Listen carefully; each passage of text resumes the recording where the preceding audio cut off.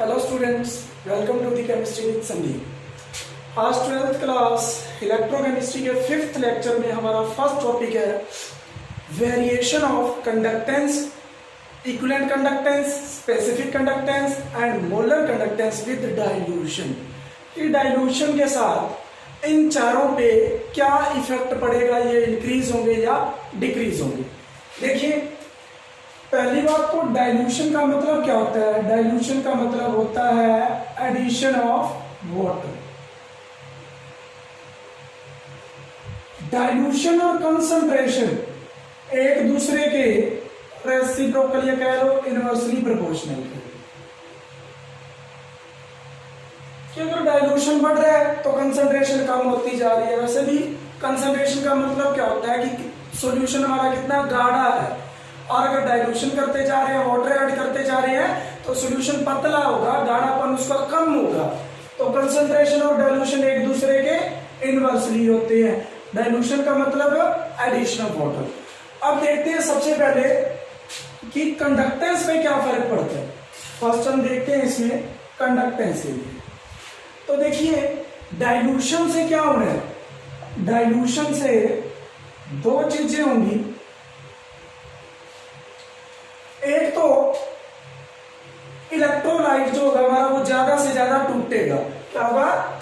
Increase in degree of dissociation. Degree of dissociation increase होगी। ये specially किसके लिए होती है? For weak electrolyte. एग्जाम्पल इसके आपको पता है, मैं पिछले लेक्चर्स के अंदर करवा चुका हूं वीक इलेक्ट्रोलाइट के एग्जाम्पल।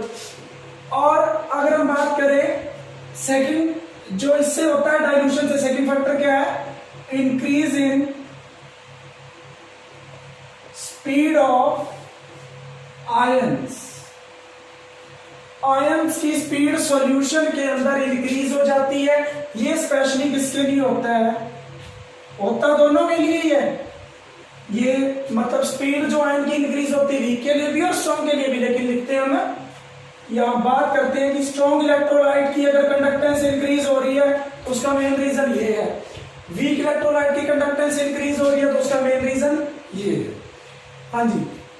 अब डाइल्यूशन से आयंस भी ज्यादा बन रहे हैं, क्योंकि डिग्री ऑफ डिसोसिएशन इंक्रीज होने का मतलब है ज्यादा आयन बन रहे हैं, और उनकी स्पीड भी इंक्रीज हो रही है। तो इन दोनों फैक्टर की वजह से कंडक्टेंस क्या होती है? इंक्रीज हो जाती है।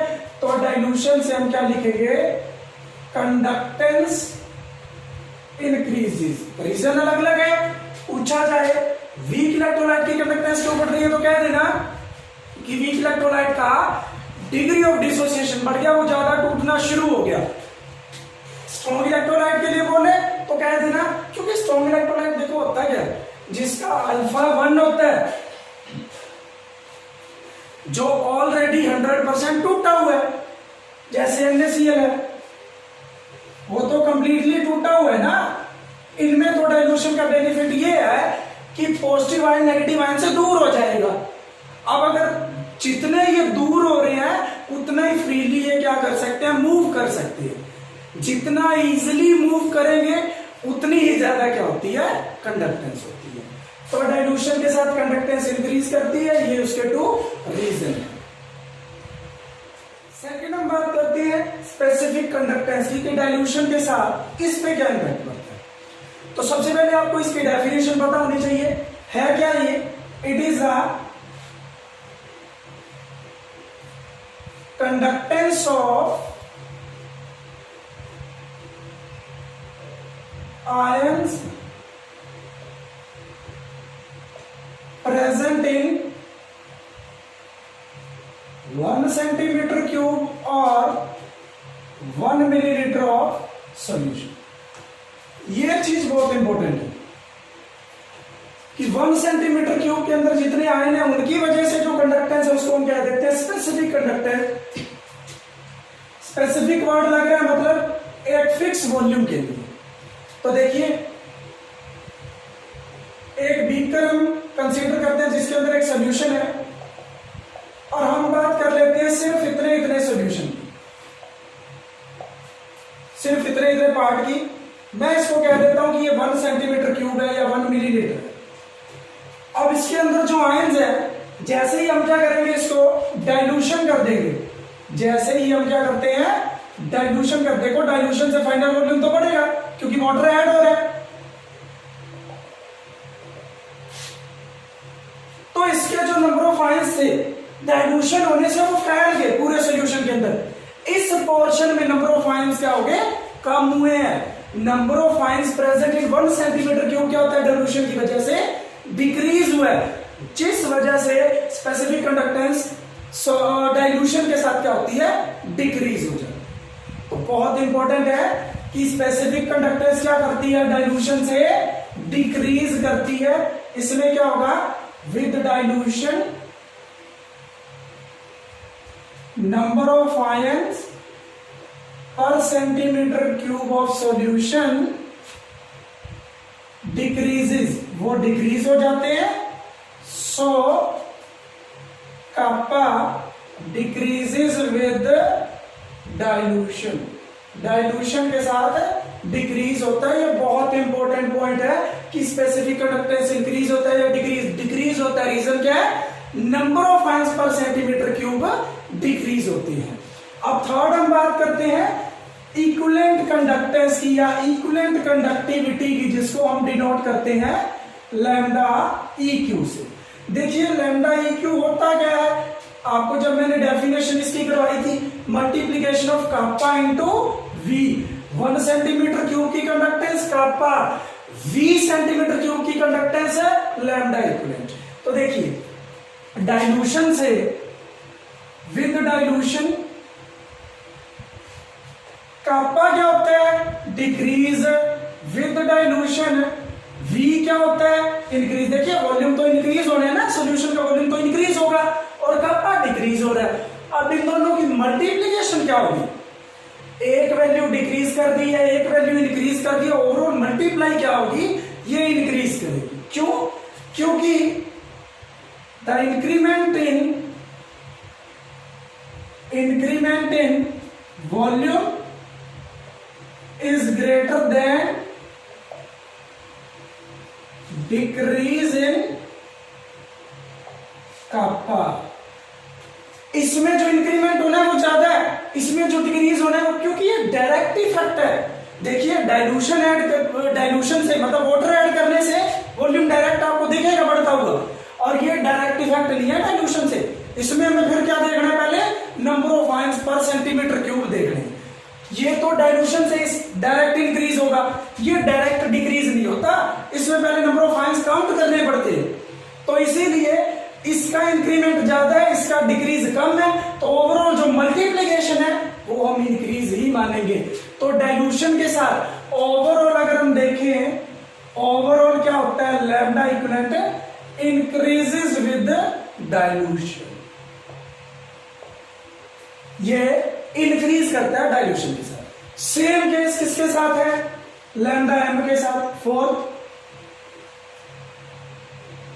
सेम फॉर्मूला, कापा इंटू V, सेम बिल्कुल, कापा डिक्रीज, ये इंक्रीज, इसका इंक्रीमेंट ज्यादा, ये भी क्या हो जाएगा, डाइल्यूशन के साथ है।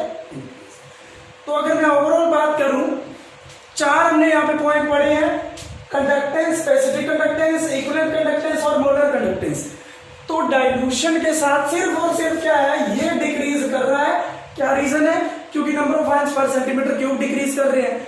बाकी तीनों क्या है, इंक्रीज कर रहे हैं। ये क्यों इंक्रीज कर रहे हैं, डिग्री ऑफ डिसोसिएशन बढ़ गया, स्पीड ऑफ आयन बढ़ गया। ये क्यों इंक्रीज कर रहे हैं, मल्टीप्लिकेशन की वजह से।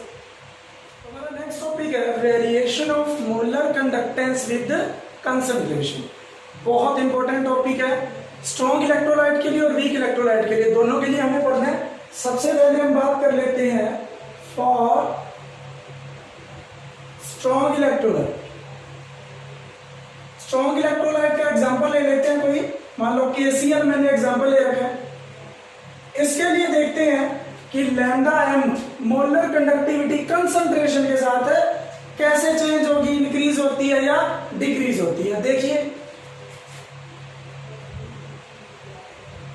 एक बीकर के अंदर KCl सॉल्यूशन पड़ा है, K पॉजिटिव और उसके अंदर Cl नेगेटिव है। किसी गिवन कंसंट्रेशन में इसकी कंसंट्रेशन हम मान रहे हैं इस सॉल्यूशन की C, उसी टाइम पे हम मान लेते हैं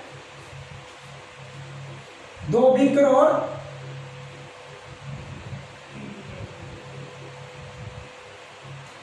जिसके अंदर इसमें हम सिर्फ कंसीडर करते हैं K पॉजिटिव और इसमें सिर्फ कंसीडर करते हैं Cl नेगेटिव। अगर मैं इसकी कंडक्टेंस की बात करता हूं तो जो lambda at given concentration of KCl होगा वो लेस होगा lambda at given concentration K positive plus lambda at given concentration Cl negative. कि एक बीकर के अंदर दोनों आयन पड़े हैं, अलग अलग इनकी कंडक्टेंस जब मेजर करेंगे उसका सम ओवरऑल की कंडक्टेंस से ज्यादा आएगा। मतलब जब ये दोनों इकट्ठे पड़े हैं तो कोई ना कोई ऐसी फोर्सेस हैं जो इनको क्या करती है, इनकी मूवमेंट को रोकती है। वो कौन कौन सी फोर्सेस हो सकती हैं? Solute interaction means K positive के मोशन को कौन रोकेगा? Cl नेगेटिव रोकेगा। और Cl नेगेटिव के मोशन को कौन रोकेगा? K पॉजिटिव रोकेगा। तो जब एक दूसरे के साथ ये एक दूसरे को अट्रैक्ट करेंगे, मतलब एक दूसरे की मूवमेंट को रोकेंगे, तो कंडक्टेंस क्या होती है? डिक्रीज होती है। Second, solute solvent interaction. अब देखिए KCl का एक्वस सॉल्यूशन है, हालांकि डाइल्यूशन बहुत ज्यादा नहीं है, वाटर बहुत ज्यादा नहीं है। अगर बहुत लिमिटेड अमाउंट भी सॉल्वेंट का है तो भी वो क्या करेगा? सॉल्यूट के पार्टिकल्स को अट्रैक्ट करेगा और उसकी मूवमेंट को रोकेगा। तो इन दोनों की वजह से जो कंडक्टेंस है at given concentration, lambda C का मतलब क्या है? Conductance of KCl at given concentration. और अगर कहीं पे ये लिखा हुआ है लैम्डा नॉट KCl, इसका मतलब होता है मोलर कंडक्टिविटी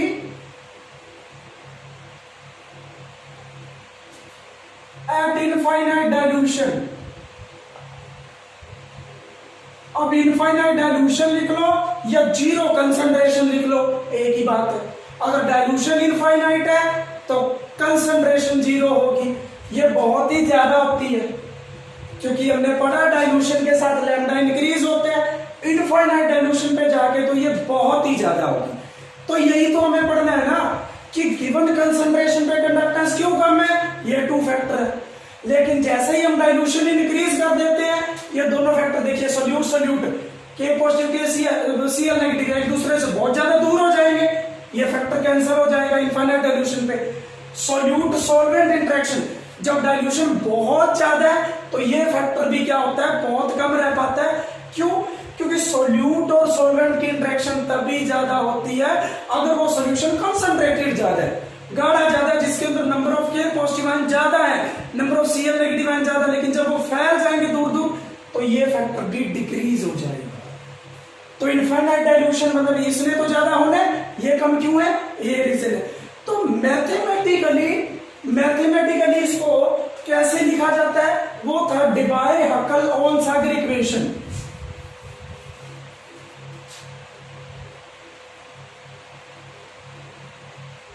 मैथमेटिकली हम इसको लिखते हैं बाय डेबाय हकल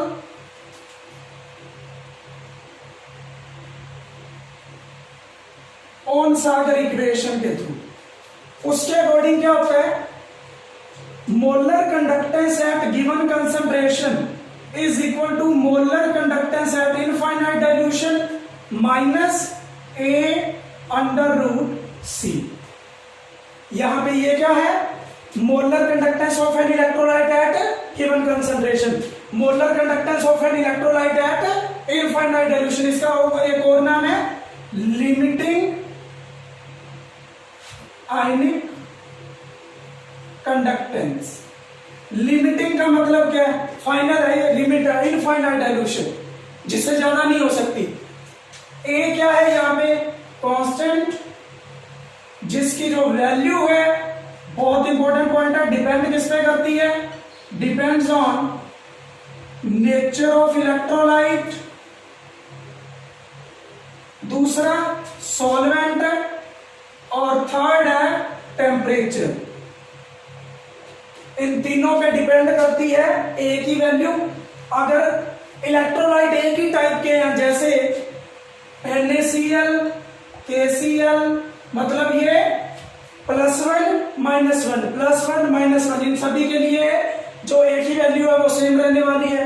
अगर हम बात करें MgCl2, CaCl2, इस टाइप के जिसमें +2 -1, क्योंकि मैग्नीशियम पे +2, इस पे -1, हाँ जी, तो इनके लिए, दोनों के लिए जो एक ही वैल्यू है वो सेम रहने वाली है। C क्या है, कंसंट्रेशन ऑफ सॉल्यूशन। तो ध्यान दीजिए, इनफाइनाइट डाइल्यूशन की कंडक्टेंस में से माइनस हो रहा है, मतलब गिवन कंसंट्रेशन की जो कंडक्टेंस है वो कम है इनफाइनाइट डाइल्यूशन पे जो कंडक्टेंस है उससे। कितनी कम है, -a/√c। तो हम क्या करते हैं, स्ट्रॉन्ग इलेक्ट्रोलाइट के लिए इसी इक्वेशन के बेस पे एक ग्राफ या एक प्लॉट बनाते हैं। तो कैसा बनेगा वो, ये भी कंपटीशन में पूछा जाता है कि स्ट्रॉन्ग इलेक्ट्रोलाइट के लिए अगर हम मोलर कंडक्टेंस की वेरिएशन देख रहे हैं कंसंट्रेशन के साथ, तो ग्राफ किस किस के बीच में बनता है, वाई एक्सिस पे रखा जाता है λm, और एक्स एक्सिस पे लेके चलते हैं √c। इक्वेशन दोबारा लिख लेते हैं, λm at given concentration, λm at infinite dilution minus a/√c। तो ये बनेगा y is equal to mx plus c। y is equal to mx plus c। देखिए y λm at given concentration, x क्या है, √c, और अगर intercept भी है तो इसका मतलब वो एक्स एक्सिस को कहीं ना कहीं कट करेगा। स्लोप क्या है, नेगेटिव, m होता है स्लोप जो कितना कंपैरिजन करने पे -a। अगर स्लोप नेगेटिव है तो ग्राफ इस तरीके से बनेगा, ये कुछ इस तरीके का बन जाएगा, इस तरीके। जहां कट करेगा उस पॉइंट को इस तरफ लैम्डा में, उस पॉइंट को हम बोल देते हैं λm एट इनफाइनाइट डाइल्यूशन। इस पॉइंट पे देखिए कंसंट्रेशन कितनी है, 0, कंसंट्रेशन 0, तो इसका मतलब है इनफाइनाइट डाइल्यूशन। इसका मतलब इस तरफ आते जा रहे हैं, कंसंट्रेशन कम करते जा रहे हैं, तो कंडक्टेंस बढ़ती जा रही है। हालांकि यहां पे है जब, और यहां पे है, कोई ज्यादा फर्क नहीं है इसमें। ये कहां पे कट करेगा, यहां पे, ये यहां पे, कोई ज्यादा फर्क नहीं है, ज्यादा से ज्यादा 4-5 पॉइंट का फर्क आएगा, डिफरेंस 4-5 पॉइंट का ही सिर्फ आएगा।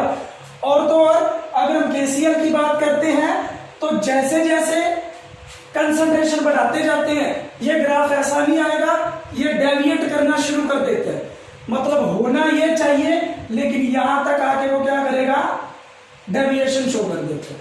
कई बार क्या करते हैं, नीचे वाली लाइन डॉटेड दिखा देते हैं और ये हम डार्क दिखा देते हैं। ये होना चाहिए था और ये एक्चुअल में हो गया। हाइयर कंसंट्रेशन में क्या होता है, ये डेविएट हो जाता है ग्राफ। और अगर हम लो कंसंट्रेशन की तरफ आते जाएंगे तो ये बिल्कुल इस इक्वेशन को फॉलो करेगा, स्ट्रेट लाइन कर्व बनेगा इसका, और कहीं ना कहीं कट करेगा। जहां कट कर रहा है वो λm0 है। इसका मतलब ये, अगर यहां मैंने इनफाइनाइट लिखा है, ये भी लिख सकते हो और ये भी लिख सकते हो। ये आपको पता होगा कौन सा इलेक्ट्रोलाइट ले रहे हो, सॉल्वेंट कौन सा ले रहे हो, टेम्परेचर कौन सा ले रहे हो, एक गिवन होगा। कंसंट्रेशन आपको यहां मेजर करनी है कि हम कितनी कंसंट्रेशन में मेजर कर रहे हैं कंडक्टेंस, ये भी पता होगा। ये पता चल जाएगा इनफाइनाइट डाइल्यूशन पे कितना है और ये कैलकुलेट हो जाएगा। लेकिन यहीं पे अगर हम, ये तो थी बात स्ट्रॉन्ग इलेक्ट्रोलाइट की, लेकिन अगर वीक इलेक्ट्रोलाइट की बात करते हैं, यहां लिख लेता हूं मैं second point, for weak electrolyte. Weak electrolyte का एग्जांपल ले लेते हैं एसिटिक एसिड। अब इसमें क्या होना है, देखिए इसमें डाइल्यूशन के साथ, क्योंकि हम कंसंट्रेशन का इफेक्ट पढ़ रहे हैं तो मैं डाइल्यूशन की भी बात कर सकता हूं। कि अगर हम कंसंट्रेशन डिक्रीज करें मतलब इनफाइनाइट डाइल्यूशन पे पहुंच जाए, बहुत ज्यादा जहां पे डाइल्यूशन हो, तो क्या होना है, दो चीजें होनी है इसमें। एक तो ये ज्यादा से ज्यादा टूटेगा, क्यों? क्योंकि इसका जो अल्फा होता है वो 1 नहीं होता।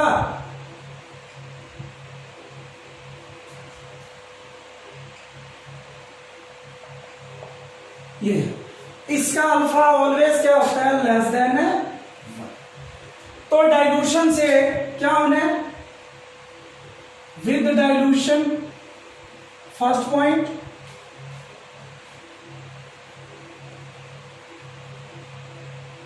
डिग्री ऑफ डिसोसिएशन इंक्रीजेस, किसकी, वीक इलेक्ट्रोलाइट की। Second, speed of ion increases. Strong electrolyte में क्या था, डिग्री तो ऑलरेडी 1 थी, जितना टूटना था टूट चुका, सिर्फ मूवमेंट बढ़ती थी, वो भी क्यों, क्योंकि आयन दूर दूर हो जाते थे, तो उसके अंदर इंक्रीमेंट कम आया। लेकिन इसके अंदर 2-2 फैक्टर इंक्रीज हो रहे हैं तो इंक्रीमेंट बहुत ज्यादा आएगा। और जब ग्राफ बनाया गया वीक इलेक्ट्रोलाइट के लिए, लैम्डा एम लिया गया इस तरफ और कंसंट्रेशन ली गई इस तरफ,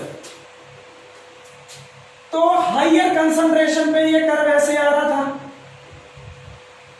जैसे ही हम इनफाइनाइट डाइल्यूशन पे बढ़े, ये क्या हुआ, अचानक से इंक्रीज हो गया। अब इस साइड अगर कहीं पे कट करे तो ही तो वैल्यू आएगी लैम्डा नॉट एम की, ये तो गिवन कंसंट्रेशन वाला है इस तरफ तो यहां तक तो कर्व ठीक फॉलो हो रहा था। लेकिन जैसे ही इनफाइनाइट डाइल्यूशन की तरफ आए जहां कंसंट्रेशन 0 होनी थी, ये अचानक से बढ़ गया क्योंकि इसके 2-2 फैक्टर इंक्रीज हो रहे हैं। तो अगर आपसे पूछा जाए कि डाइल्यूशन से कंडक्टेंस किसकी इंक्रीज ज्यादा होती है, मैंने क्या बोला, ज्यादा किसकी इंक्रीज होती है, वीक इलेक्ट्रोलाइट की। लेकिन इसका मतलब यह नहीं है कि वो स्ट्रॉन्ग को ही क्रॉस कर जाएगा। भले ही कोई भी जो ग्रीन देश है कितनी तरक्की कर ले, अमेरिका से ज्यादा, अमेरिका से आगे कभी नहीं निकल पाएगा जल्दी वो।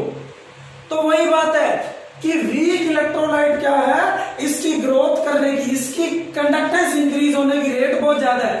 क्यों? क्योंकि इसके अंदर 2-2 फैक्टर इंक्रीज हो रहे हैं और स्ट्रॉन्ग में सिर्फ 1 फैक्टर। लेकिन इसका मतलब ये नहीं है कि ये स्ट्रॉन्ग से ज्यादा हो जाएगा। हाँ, इनफाइनाइट डाइल्यूशन पे वीक इलेक्ट्रोलाइट भी स्ट्रॉन्ग की तरह बिहेव करते हैं। ये पॉइंट बहुत इंपॉर्टेंट है। Eight infinite dilution